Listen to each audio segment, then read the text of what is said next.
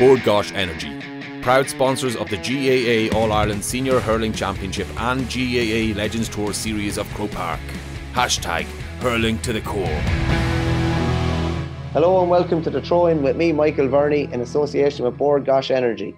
Will is off this week, but I'm joined by Brendan Cummins and Colm to discuss all the weekend's action. We'll move on to football later, but first the hurling action. Brendan, an amazing Munster final in Páirc Uí Chaoimh yesterday with Tipp up by 10 points at half time. You must have been a happy man, but an amazing second half comeback by Limerick. It was amazing, Mike. I mean, the first half, everything was going the way Tipp would have wanted. I was surprised at the shape that Limerick took up on their own puck out, in that all their forwards lined up in the middle of the pitch. On the tactics board, it looks like the right thing to do when you say it have legs to beat the Tipperary defenders out to the sideline. But Tipp hedged really well, boxed them in. And that meant then when the Limerick cornerback got the puck out short and looked up, he saw nothing but green space, but Tipperary bodies close to the sideline, so he couldn't deliver it. Limerick then tried to be too precise, running through the middle. Tipp turned them over, and Tipp get goals then from the long puck out. So everything was going exactly the way Liam Sheedy would have planned. We spoke about a couple of weeks ago on the podcast that Tipp were going to give Limerick the puck out. So everything was going swimmingly. But then the second half, Limerick changed. They kept it more wide up front. The puck outs are going longer. Tipp puck out was dropping shorter. Tipp didn't really go short, and they don't have that in them, I suppose, at the moment, to run the ball from their own half-back line. And Limerick hoovered it up. The tippy-tappy hurling started. They started to get Casey in space, one-on-one with Tipp defenders, the same way when Galan came on. And then the whole thing obviously changed, and they gave an absolute exhibition of how to put a team away. But the other thing I would say is that when they brought on Dan Morrissey at fullback, the whole thing changed as well. And that was in the first half. You could see that the Tipp long ball wasn't working as well when they had a bigger unit with Callan in there. Rich English really struggled. But overall, Limerick in the second half just out-muscled, outran Tipperary and put it on the scoreboard as we know they can, getting, I think, just 28 shots away in the second half. Colm, you were obviously in Páirc Uí Chaoimh. Just talk me through that, particularly that opening 15 or 20 minutes of the second half. Like we saw that's probably the best. I think John Kiley said it was the best quarter of hurling they've done in 5 years. It was absolutely phenomenal stuff. If anything, it probably showed that they're getting better, if anything. John Kiley, Michael, said it was the best hurling in 5 years for Limerick. I'd suggest it was the best hurling from any team going back to Kilkenny 2006 to 2009 in their pomp. Now, albeit only for one half, and a game is obviously two halves, and in the first half, Limerick made mistakes, or should I say were forced into mistakes that they were most uncharacteristic. And there was probably a template there for Tipperary in the pressure they applied in the 2019 All-Ireland semi-final with Kilkenny. That early pressure paid dividends for Kilkenny then. They got a bit of a lead and they were able to hold it off as the Limerick train came at them.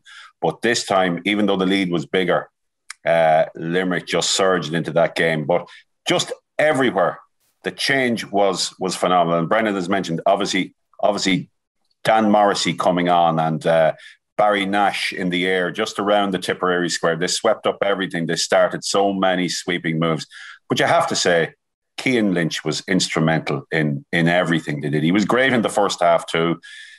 Some of his short passing, some of his, his efforts to be as creative as possible at all times, even when things weren't going well. But I think he won 3 frees in that third quarter just by simply forcing himself at players and taking them on. And Tipperary were forced to foul. But all around, I mean, you look at someone like Will O'Donoghue. He barely had control of the ball in the first half. He was under pressure everywhere, and he really soared in the second half. And then to top it all, I mean, obviously Aaron Galan had a huge contribution to make too. He gave them an outlet that wasn't there either. I think obviously the introduction of Galan and Dan Morrissey was pivotal for them. But also a lead of 10 points. And Brendan probably remembers the 1990. Brendan remembers the 1996 Munster final replay at the same venue, and the lead was also 10 points. It's such a dangerous lead to be so far ahead. It creates maybe a false sense of security. I'm sure Tipp probably didn't feel that, but the minute a team starts picking away at a lead like that, no matter who you are and how well mentally you've prepared, there will always be doubt in your mind. No matter what team you are, once a team gets a bit of momentum, 2 or 3 points, and the crowd, however small it was, start to really make their presence felt too. And you could sense that around the ground that Limerick felt there's something on here. And then they got the goal in 42 minutes. The pressure on Brendan Maher coming out. He was surrounded. Aaron Gallan made the initial tackle. And you can see him then just pivoting away. There was two or three other players. And he gets away from the scrum of bodies.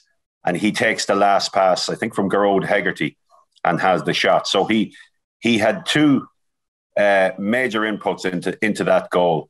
And yet, obviously, and we'll probably discuss this further down, should he have been on the field? I don't think he should have. We might as well discuss it now, I think, because it'd be remiss if we didn't bring it up. Brendan, some people are saying that if he'd hit anybody else on the pitch, it would have been a red card. Obviously, Cathal Barrett, a very combative kind of a figure, and as you know, obviously was red carded in last year's quarter-final defeat to Galway, and obviously was involved in the red card which Richie Hogan picked up. What were your own thoughts on it? It did look like Barrett may have somewhat struck Gallan first, but Gallan definitely, it did look like he swiped back and probably should have been a red. What are your own thoughts? It is, and if it is something that could derail Limerick, I think John Kiley, if he has the one-to-one with his players himself and Hegarty, they're the ones that opposition teams are probably going to say, look, give him the nudge, give him a push all the time, be talking to them, be in their face, play really on the edge with him, and you might get that slap back. And certainly the weekend, I think it was a red card. I was surprised that when the referee, even himself, I think, felt that, he might have to go here, talk to the linesman. Now, I don't know what the linesman said. Was that he was trying to put the hurley back to stop Cathal Barrett pulling him or whatever it is. But it was a slack back and that was it. And I think the way Limerick were playing at the time, whether Tipperary would have made a massive difference. Obviously, to give him Tipp a bit of momentum, but for me, he just slapped back with the hurley, and that little bit of that bite back, I think, is the thing that Limerick will have to be most careful of. Once they keep 15 players on the pitch and all, then they're at the moment they looked like the way they played yesterday, unstoppable. But they certainly, I think, got away with one on that occasion. Interesting, because at the time I think it was 2-16-12 and the turnaround hadn't really happened yet. It was kind of, and obviously Gallan was central to that too. Colm, could you just talk to me about Kyle Hayes' goal? It must have been a pleasure to see that in the flesh, like phenomenal goal. I think he picked it up in his own 65. Just talk me through that. Yeah, he took a pass from Cian Lynch, and Michael, I mentioned this in the report, and I have a distinct memory, obviously, of the 1995 Rugby World Cup and the impact that Jonah Lomu made for New Zealand. He was 19 years of age, and he was just a freak of nature when he came into that competition. And he scored 4 tries against England in the semi-final in Cape Town that year. And he literally ran through them. He trampled through them. And since Kyle Hayes has moved back to half-back last year, actually for the Tipperary game last year, for me, it's been reminiscent of Lomu in his pomp to watch Kyle Hayes take off with that power, and he gets to 10 metres and 20 metres, and he's picking up pace the whole time. And he made those runs throughout last year's champion, especially in the All-Ireland final, and it forced a great save, a double save, if I recall, from Stephen O'Keefe in the All-Ireland final. One of those surges, he gives and he goes and he takes again. It's just phenomenal to see him in full flight like that. When you think that was around I think it was the 47, whatever minute it was anyway, 53rd minute maybe, in that sweltering heat, and he is able to travel comfortably more than 80 metres and keep picking up pace. He goes round Brendan Maher. He shakes off Dan McCormack. He gets away from Dan McCormack, and then he drops the shoulder. And he drops the shoulder finally, just as he's about another jink, just as he did against Cork in the previous game, and finishes superbly. A lot of people would consider it as good a goal as they've ever seen. I would have to say that I would agree with that, given that where he came from and in the circumstances, the time of the match, to be able to produce a run like that. But he obviously started out as a halfback. A very, very strong centre-back at underage level, played at centre-forward, but the move back to wing-back with Cian Lynch now switching to run the whole show from centre-forward, I think it has moved Limerick it has given them such an added weaponry in both cases, with Lynch and his sorcery and his trickery from centre forward, and then that power and that fielding and power that Hayes brings to his game. I mean, teams are now obviously setting up very much with him in mind. Tipperary put Michael Breen on him. It was effective for a while, but Michael Breen soon realised, as did everybody in Tipperary, the only way we're really going to stop him is to foul him when he's in full flight, or else stop him at source. And I was mindful of, well, New Zealand in the 1995 World Cup. How are we going to stop Lomu? They had to try and stop him at source, and that's the way it is with Kyle Hayes. Because once he gets away and once he gets in full flight, he is extremely difficult to stop unless there's lots of bodies around him. And the other thing with that as well on him is that he bounced the ball twice off the ground. Yeah. Now, you'd expect somebody to break stride or to slow down for a split second when they do that bounce. But it actually, when he bounced it and got it, it's like it gave him another little booster when he got it in his hand. And Tipperary defenders then were just falling off him, because in the first half, you're right, Michael Breen tracked him. Tipperary supporters all around me thought, well, we're back, look at this now, we've stopped Kyle Hayes. But that's the key with him. He'll make 5 or 6 of those runs a game. And it's whether you have the engine to keep up with him or not. And there is very, very, very few out there, to be fair. As much as strength and conditioning as all the players have, he's just a complete, freak of nature in the way that he has so much athleticism. He reminds me of Austin Gleeson when he burst on the scene first. Remember, Austin used to make those long busting runs, yes. And he got faster and faster the closer he got to goal. This fella is doing it consistently now the last 2 years. It's just a testament to the way he looks after himself, a testament to the way, I suppose, that he does his conditioning, the speed training and all he does. But he is just, he's a beast of a man, like. He strikes me as a player that could have succeeded in rugby. He could have succeeded in AFL. He could have succeeded in Gaelic football, I would imagine, too. He just has that all-round physique and athleticism, and it's hard to believe. I think he's only 23 without looking it up. He's 23. It's phenomenal where he has brought his game right now and what he has left in his career. And that's the really striking thing about this Limerick team.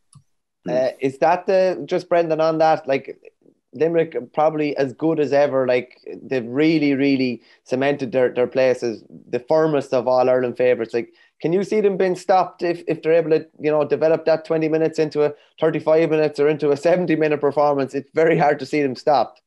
Well, it is, but I think every game obviously will be different. I think teams will. I think Tipperary probably should have left one inside, like Watford. Maybe a Jake Morris inside or something like that, and pull everybody else out the field. I think that's what Watford did to try to stifle them. Galway were very good at it last year as well and got opportunity. I think if anybody's going to beat Limerick, it'll be in the semi-final, will be the one. And I think if you can get 4 or 5 ahead of them, Kilkenny showed that then you get into a shape where you play one inside, everybody else out the field, and you make them play the ball through like Tipperary did in the first half. Unfortunately, there was too many avenues left wide open for Limerick to run the ball.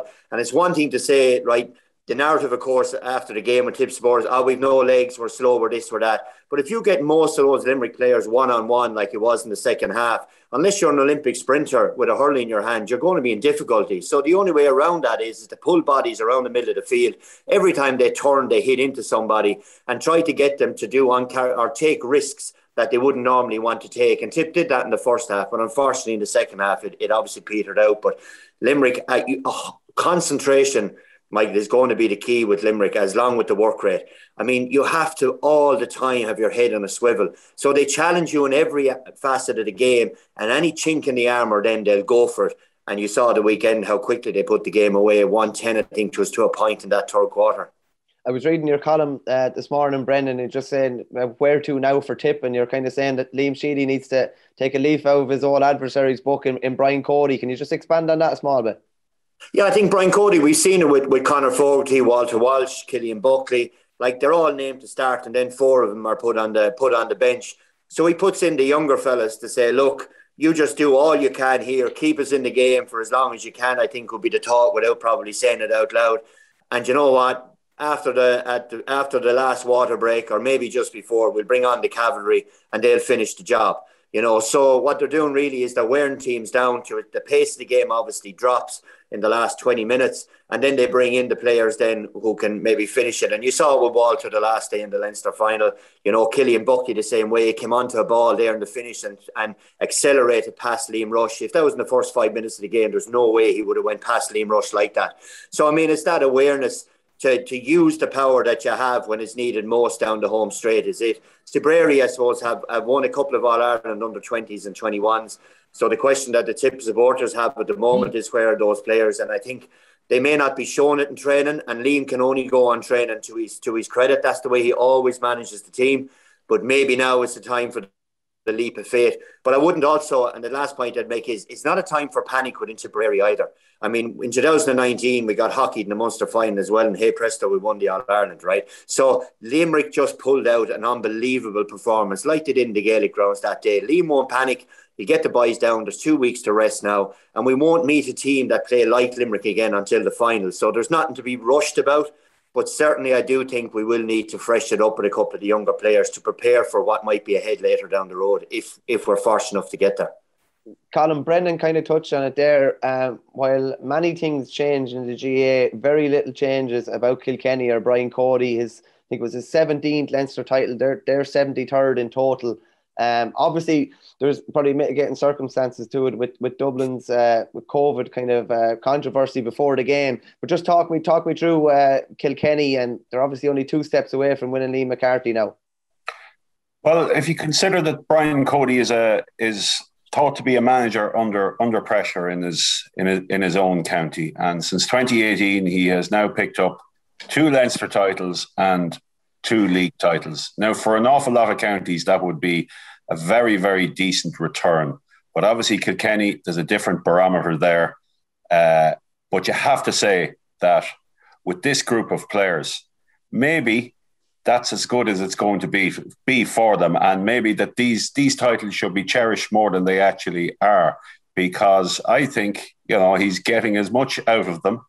To me, he's getting as much out of them as is there at present. They just don't have the talent that was there in previous years. And you can see that by, you know, even within Cody's chopping and changing, and obviously the horses for courses approach. But there's no real consistency about selection. And that's because there's a lot of players around the same standard, obviously, and different skill sets will suit different occasions.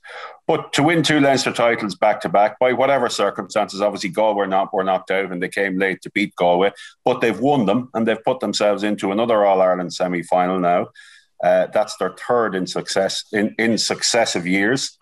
So even with a dominant Limerick, Kilkenny are right there in the chasing pack, very prominent in the chasing pack, and a lot of counties would give anything to be in the position that they're in. But you mentioned the COVID cases. Obviously, that was a big impact on Dublin with the players they lost, and then obviously Owen O'Donnell having to go off after 3 minutes, and that opens its own questions about, you know, whether he should have started or not after his injury the last day. The COVID cases are a real concern. I think just to take a step to the side and look at it in general, Michael, I think you anecdotally you hear about a lot of club teams and training sessions that are having to be cancelled, and they're obviously with Mayo last week, when the Mayo football team last week, they went very, very close to that game in Connacht not being played because of COVID and close context, and we're seeing a lot more of it. So it is going to be an impact, and for the future of the championship and even the inter-county championship over the next 2 to 3, 4 weeks, it's going to be a precarious line for teams because of the wide circle, obviously the contacts and all of that. But Dublin missed those players. I thought they hung into the game for a long time, but in the second half, really Kilkenny were able to power away from them. And, you know, without being clinical in any way, they got the job done efficiently. I think Brian Cody actually raised concerns, his own COVID concerns, and how cagey I suppose that he'd be and how safe. I know all teams have been safe, but just how they really need to be as stringent as possible to make sure it doesn't get into their panel or any other panel. But just on Dublin for a minute, Brendan, considering everything and considering Owen O'Donnell going off so early and probably shouldn't have started, and Mark Schutte going off, and obviously 2 starters and 2 panellists missing at the weekend, like, it wasn't a bad display all told, considering when you take everything into the equation. No, it wasn't. They did exceptionally well, and I don't say that now in a patronising way. To Dublin, their setup was really good. Rush and Conor Burke did their thing. I felt that they got tired, which naturally they were going to do, considering like that when the ball went up, if you don't have a Ronan Hayes figure above on the edge of the square, in fairness to shoot, they did quite well. But Hayes is on a real roll. Keane Boland did well. He got his man one-on-one on a number of occasions and didn't really, I think, take him on or try to be as bold as what he should have been and playing around. But Hugh Lawler was exceptionally good now in the full back line for Kilkenny. But either way, I think Dublin will have gotten a fair bit out of it. And that, Matty Kenny, if you told him at the start of the year you'd be missing Owen O'Donnell, Hayes, all these lads for a Leinster final, you'd say, my God, we'll be bet by 100 goals. But that certainly wasn't the way, and they kept plugging away as long as they could. But obviously, it was always going to be an uphill battle with the guys that were out from COVID, and the same way with Owen O'Donnell. I watched him doing the warm up.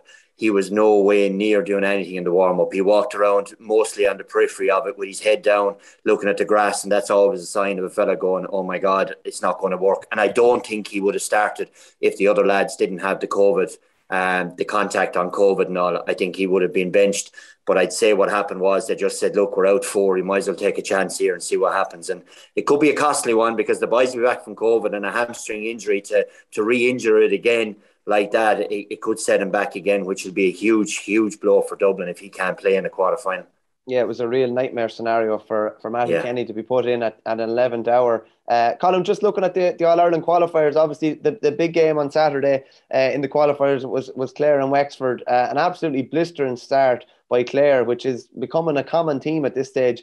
Done it in last year's championship and have done it in their 3 games in this year's championship. And like they're a dangerous prospect coming into next week. They're playing Cork obviously next weekend after the qualifier draw. Galway are playing Waterford. They really seem to be clicking now when it really matters. And I suppose the thing is, they weren't dependent on Tony Kelly as they probably have been, obviously, in last year's championship to run up those big scores. He wasn't at his brilliant best by any means, still very good, but wasn't at his brilliant best. But right from Rory Hayes at cornerback, right through to Aaron Shanahan up front, they looked really, really dangerous at times. And they had Wexford swamped in that game. There is no doubt about it. And Wexford were facing a dilemma. Is this going to be like last year? Are we going to tamely bow out? But to their credit, they fought back. They made an absolutely great game of it. And just I feel that they left themselves with just too much to do on a sweltering day and a warm day like that. And it's not that they lacked legs, but sometimes in the heat you make poor decisions in possessions, and it can get you.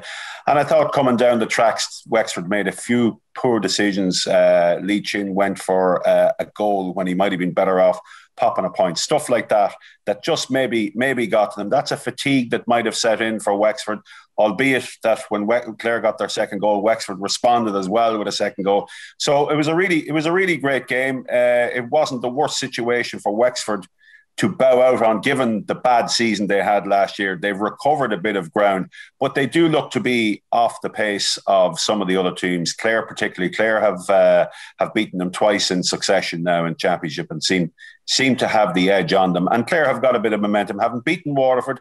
Unlucky, obviously, with the penalty and the sin binning against Tipperary the last day, and then to recover from that and pick up momentum again and go at it. You players like Colm Malone and John Connon is really fitting in well into centre back as well. So there's good structure about them, and they have momentum, and they're a very, very dangerous opponent. Obviously, next weekend for Cork. Brendan, there was a lot said in the aftermath by Davy Fitz about maybe online abuse that he has received, and even that his dad has received, and potentially maybe burying the hatchet with Brian Lohan. As regards his immediate future in Wexford, do you think he's taken Wexford as far as he can take them? Do you expect him to be in charge next year? No, I think I don't expect him to be in charge next year. I suppose the issue for Davy is where's the next challenge for him. He no matter what you say about him, and he obviously is a divisive character with people's opinions on him. He is absolutely passionate and dedicated to the game of hurling. So if there was another slot freed up somewhere, an inter-county job, I think he would take it up and he would go on and everyone would be happy. I think at the moment I can't see Davy making a decision based on I'm going to sit on the sidelines for 12 months. I don't see that happening. So if there is no other job up for grabs out there, we'll say, that would need Davy's expertise and energy, then I think he might stick another year with Wexford. But I do think the time has come to leave the Wexford project and move on. The same way I'd like to see himself and Brian Lohan have touched knuckles after the match. I think it would have been... it's very hard, I suppose. My character is that I'd just kind of forget and move on for all the world, you know. But the boys, just whatever, how deep set this is between them, it's disappointing to see the way it is, you know, for two guys who are such great friends on the pitch. But for Davy in the future, God only knows. But again, he'll have to give clarity, I think, in the next month or so to allow Wexford to find a new manager. And also, I suppose, if he's staying, to allow him a bit of time to plan again for 2022's push. Yeah, Colm, just on the other All-Ireland qualifier, Waterford ran very, very close by Laois. I was watching the last 15 or 20 minutes of it, and I kind of thought the stars were aligning for a big Laois win. Waterford definitely not at 2020 levels, but I suppose they're still in the hunt, and I suppose that's the main thing. Yeah, they haven't obviously had a great championship today. That wasn't a very inspiring performance from them last weekend, and also against Clare either. And it was an indifferent league, albeit they beat Limerick and they beat Tipperary in the league, but the league is long gone now. And to me, they looked like they were producing a really, really strong forward line. Desi Hutchinson was in superb form in the league, and obviously Shane Bennett was back as well. And you know, Stephen Bennett he's carried on his form from last year. So I do think there is a kick in them, and I think that kick will come next weekend. Whether it's good enough to beat Galway or not, there's a bit of recovery for Galway as well after the manner of their defeat to Dublin. Not just the way they lost, but also the manner of it. I thought they really didn't. They never chased that game. They were never really, really foot to the floor in that game, and that's a question that they have to ask of themselves now this week. I do think it'll be a very, very tight game. I think Waterford would throw everything at it, but I'm mindful of how the league match did finish between them. And Galway have so much talent in their forward line, with Conor Whelan was on fire and Brian Concannon, and obviously getting Joe Canning back into the swing of things as well. I do think Galway will have just that bit much more power than them. Lots of big games obviously coming up next weekend. Laois have a bit of momentum now. They carry that into that Division 1 relegation match against Westmeath. Westmeath, who had a great win in the Joe McDonagh Cup. Brendan, you were obviously with Kerry for the last couple of years under Fintan O'Connor. A hard pill for them to swallow, but by all accounts, Westmeath were probably just a step ahead, in fairness to them. They were a couple of steps ahead, to be honest. It wouldn't be an excuse for Kerry, but there was 5 missing from last year's team. And Kerry's game over the last number of years has been run the ball up the pitch. Something similar to football, get it to an area, then we can win in front of Shane Conway. But they were never able to really do that against Westmeath. Westmeath would look like the seasoned, mature team. Davy Glennon was exceptionally good, not only in his contribution and scoring, but also how he brought others into the game. Mitchell, Tommy Doyle at centre back. They were very, very good now. And you could see that they were a Division 1 hurling team. And even though I suppose they got a couple of clippings in that division, Shane O'Brien had learned a huge amount. And in the way that they, I suppose they played at that higher level. So yeah, I think that game between themselves and Laois now is going to be, both teams are set up perfect. Laois have been playing exceptionally well since that game against Wexford. And in fairness to Cheddar, he's learned, because the set up against Wexford was the crazy part. But after that, then they have gotten better and better, to be fair to them. The win against Antrim was massive. So, you know, and a great performance to follow it up last weekend in Nolan Park again. So, but it's a big for those counties, because while we'll move on and look at the elite teams for Lee McCarthy and all, to keep Division 1 status is absolutely vital for both Laois now and Westmeath for their project, because they see themselves being at the top table, and they'll say that they're not going to learn a huge amount playing in Division 2, and they may be right, you know, based on the way Westmeath grew this year and won that Joe McDonagh. Great stuff, Brendan. Thanks a million for joining us.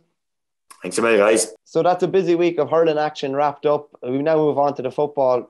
Colm, a whirlwind weekend for Monaghan football, obviously with the tragedy on Friday night of Brendan O'Duffy, the under-20 captain, passing away, to then produce what they did on Saturday evening in the circumstances. It was an absolute emotional roller coaster up in Park Esther in Newry.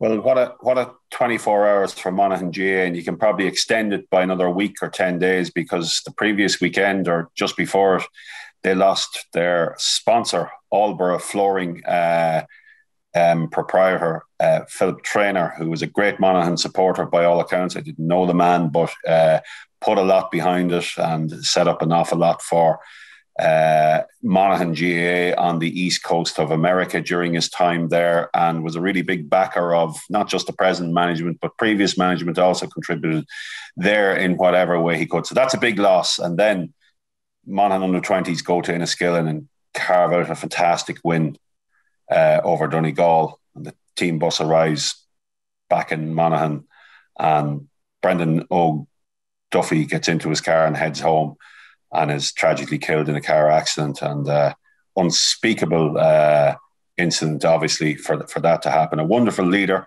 Again, he was Ulster Minor winning captain in 2018, captain again of this team. He was asked into the senior squad and felt, well, as captain of the under-20 team, I think I'm best if I stay where he was. A great sweeper on the field, read the game very well, all of those things, and such a tragic loss for his family, and also for Monaghan GA and all who came in to contact him. So it really did cast a shadow over an otherwise wonderful weekend for the GA, and in other circumstances, Monaghan. And there was a fitting tribute that the seniors delivered to him, if one could be delivered in those circumstances, that after building up such a lead in Newry and letting it slip, that they came back and dug that victory out in what was undoubtedly the game of the year. But obviously, for all who Brendan O'Duffy touched at club level and at county level, and obviously in his own community, it really is a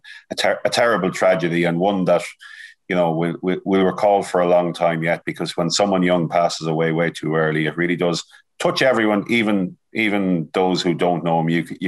You can understand, and you can almost feel what people, and looking at the Monaghan players, and even though they're senior players, there would be a very close contact, I'm sure, there between the under-20. In a county like Monaghan, there would be very close contact between the under-20 team and the senior squad. They would train together side by side in Cloughan, and they would know each other. It's a small county, GA-wise, that produces a lot of big results, obviously, so close-knit, and they would know each other in that regard. And for this to happen, and for them to dig out, there's little the senior squad could do, only go.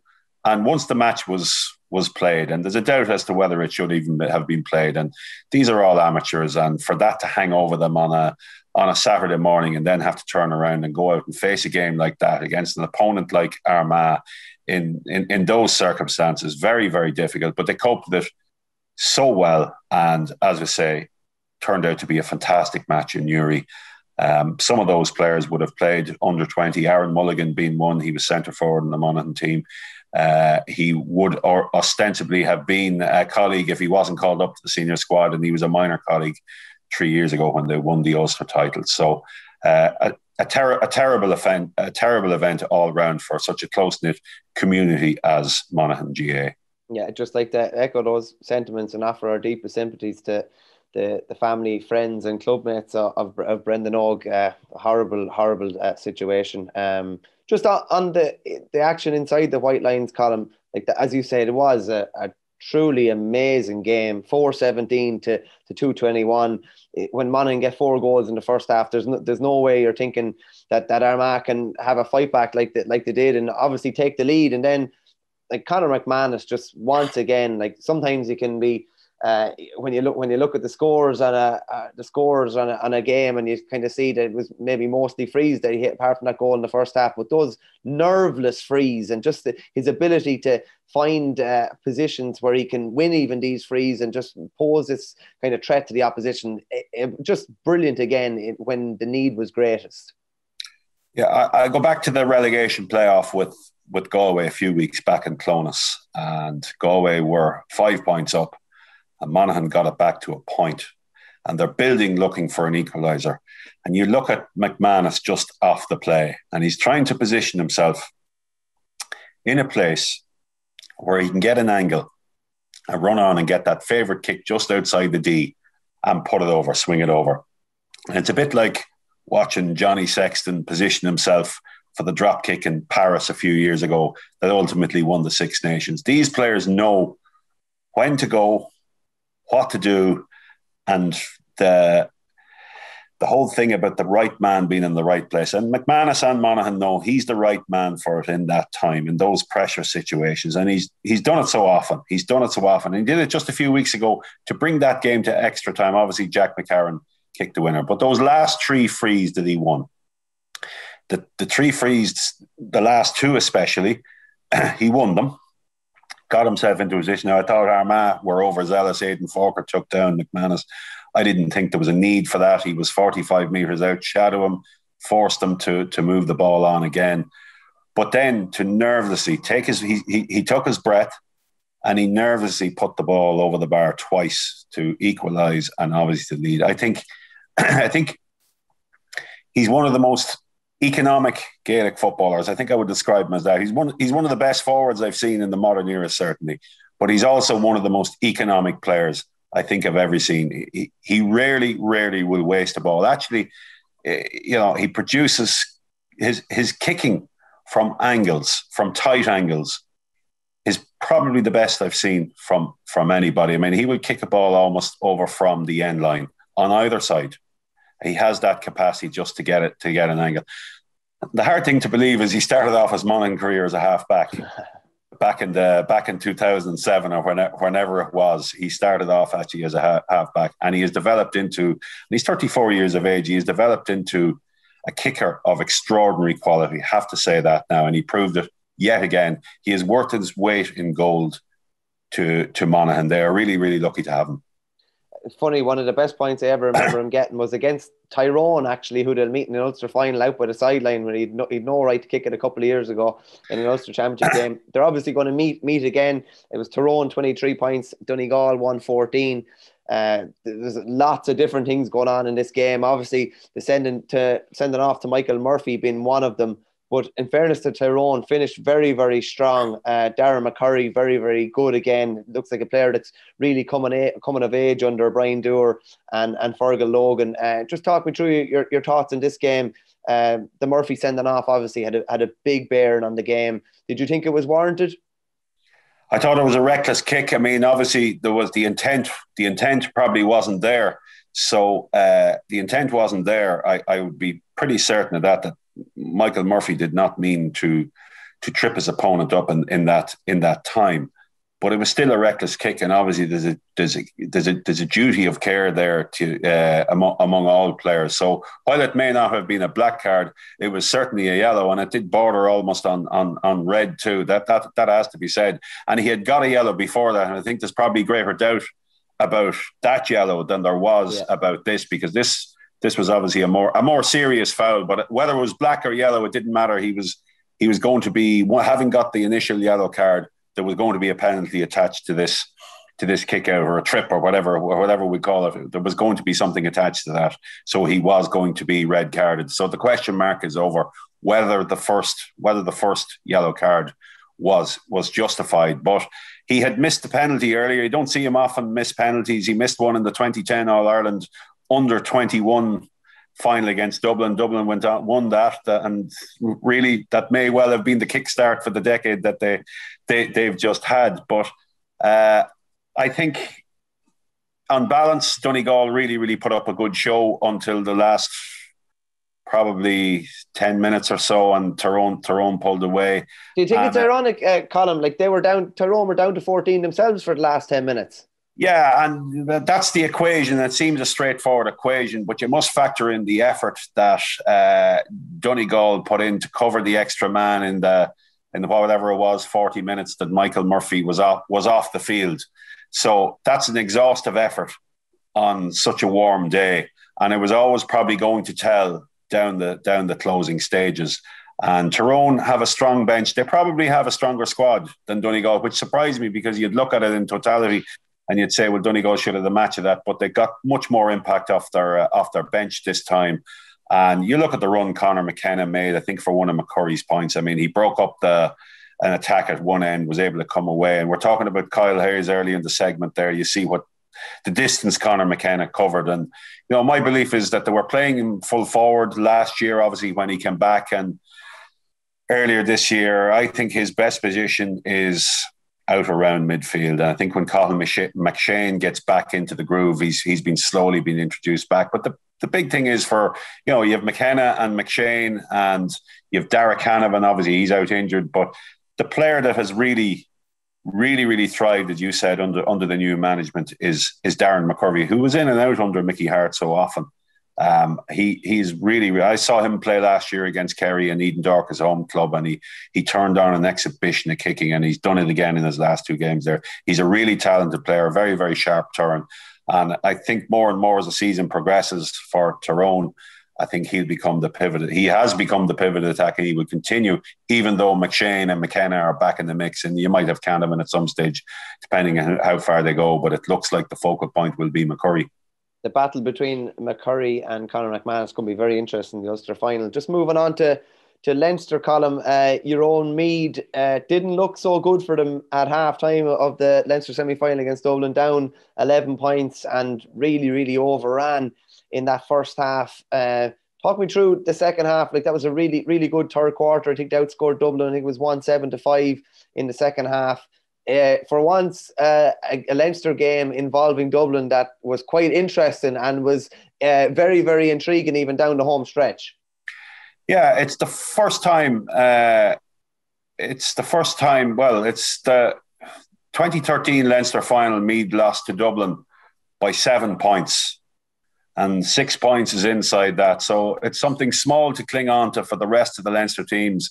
Having only beaten Wexford by 8 points in the previous round, there's no doubt that Dublin are beginning to fray around the edges a bit, and the depth of their squad is nowhere near, the quality and depth of their squad is nowhere near what it has been in recent years. It's very rare that Dublin will lose a second half as they did. In fact, you go a long way back to recall when Dublin will lose a championship second half as they did here. And to lose it was by 5 points that they lost it. They were 11 up at half time and they came home 6 point winners. And again, in that first half, and when the game was there to be won, Conor Callaghan, that triumvirate, Conor Callaghan, Kieran Kilkenny, Brian Fenton.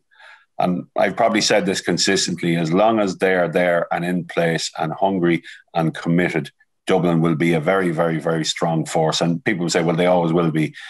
Not necessarily without those 3 players. I think these guys have really, and if you look at it, that Kilkenny was obviously there in 2012, 2013, and then got the injury. But O'Callaghan and Fenton have come 2015 to 2017, and they have given the real momentum to drive on this run beyond 2015, 2016, and obviously you include James McCarthy there too. But that triumvirate is really for me what separates Dublin from the rest. And it was on view again in the first half yesterday as well.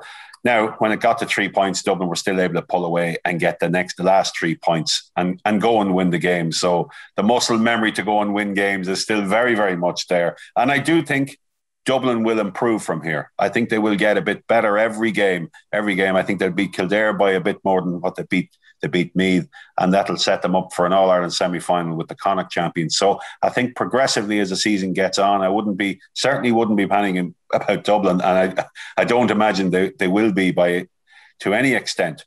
But their bench, the further they go down, is certainly much weaker. And without players like John Small and Robbie McDade and Owen Merchant, who may not play a whole lot, that's problematic for them when the altitude increases in terms of the type of opponent they are going to meet. But for Meath, it was a respectable result given their last 2 experiences against Dublin and in Leinster finals. They were faced with a choice at half time. Are we going to let this go the same way as the last 2? And I think that would have been a crushing disaster for these players.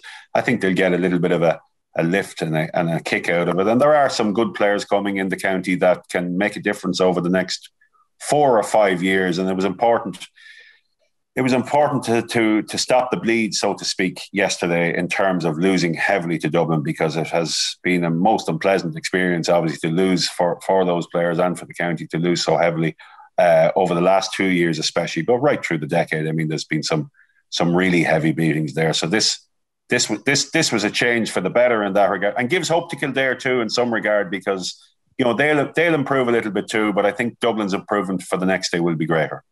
Dublin's obviously experience came into play at the end. I think they held on to the ball for the guts of about 4.5 minutes at the end. Well, that's what they do. And you see the league game against Kerry this year. I remember I was covering it, and they counted. I think the count was around 3 minutes, and they finally put one over. Just I think it was Cormac Costello, and they did it again against Wexford just after half time, when they have to hold on to the ball and really move an opponent around. And they've done it consistently. They did it against Kerry. They were able to do it in the All-Ireland final, the 2019 All-Ireland final replay, and Paul Mannion stepped in to kick a point that I think put them 4 up at one stage. That's what they do so well. It's remorseless.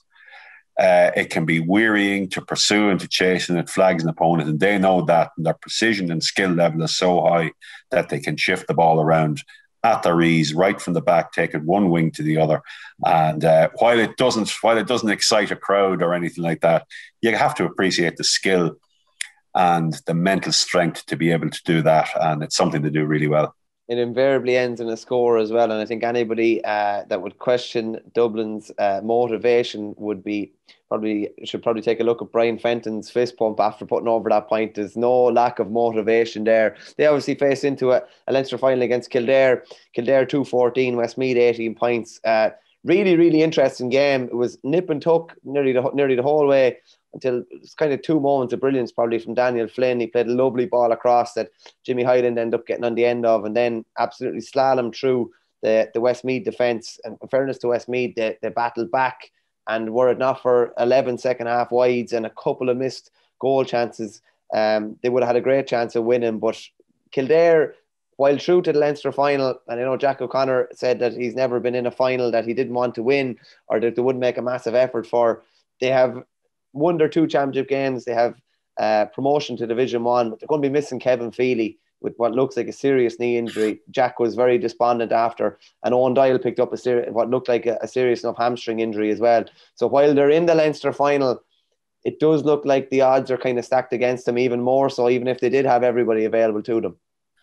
Yeah, they've ticked the 2 biggest boxes they probably had for themselves at the outset. Get back to the Division 1 and get to the Leinster final. So from that point of view, I'm sure privately it's mission accomplished, and this is a shot to nothing. But without Feely, who's instrumental for them, and Owen Doyle has been a terrific servant for Kildare, going right back to Kieran McGeeney's time in charge now. He has been a great leader and consistent in terms of turning out for the team there. But you mentioned, I think it's a very, very steep hill from here without those 2 players.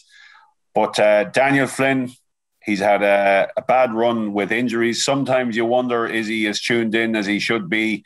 But when he really applies himself, he is a fantastic footballer, lovely glider and mover with the ball, and always question about where his best position is.